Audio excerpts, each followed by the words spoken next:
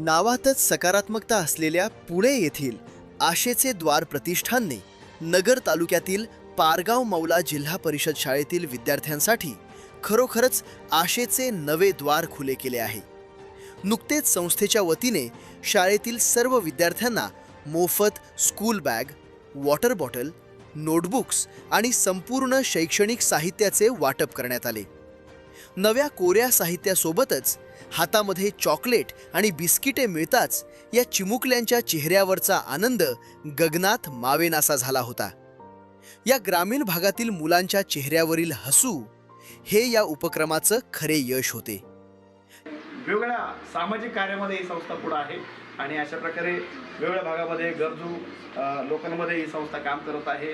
ज्या ठिकाणी गैरसोय, पाण्याची गैरसोय, त्या ठिकाणी देखील पाण्याची व्यवस्था करून देण्याचं काम आशीर्वाद प्रतिष्ठान ही संस्था करत आहे। अशा वेगवेगळ्या सामाजिक कार्यक्रमामध्ये काही ठिकाणी ज्या महिला आहेत त्यांना शिलाई मशीन देखील गिफ्ट द्यायचा प्रयत्न करत असते आणि बऱ्याच वेगवेगळ्या गोष्टी अपंग लोकांना जर खरंच परिस्थिती नाही सायकल गाडी त्यांना देखील सायकल घेऊन द्यायचा प्रयत्न ही संस्था करत आहे। अशा जेवढं काही सामाजिक कार्य असे अनेक असे कार्य आहेत त्या संस्थे आमच्या आशीर्वाद प्रतिष्ठान या संस्थेमार्फत ते केले जातात। आपल्या ग्रामीण भागातील शाळेसाठी त्यांनी मुलांना शालेय साहित्याचं वाटप या ठिकाणी केलेलं आहे।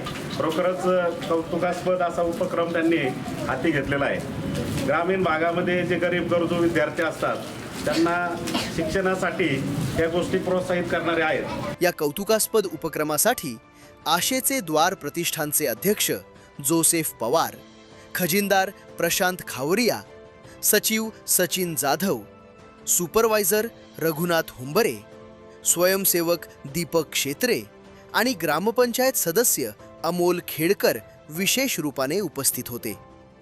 तसेच ज्येष्ठ साहित्यिक कवी बाळासाहेब नेटके, प्राध्यापक गोरख अंबरीत, सामाजिक कार्यकर्त्या कविता नेटके आणि नवनाथ बोठे यांनी उपस्थित राहून संस्थेच्या या कार्याचा गौरव केला।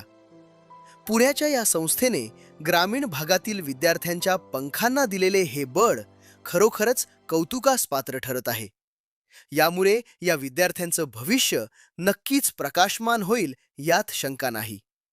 Bureau report, Satyajit, Maharashtra, Ahilyanagar.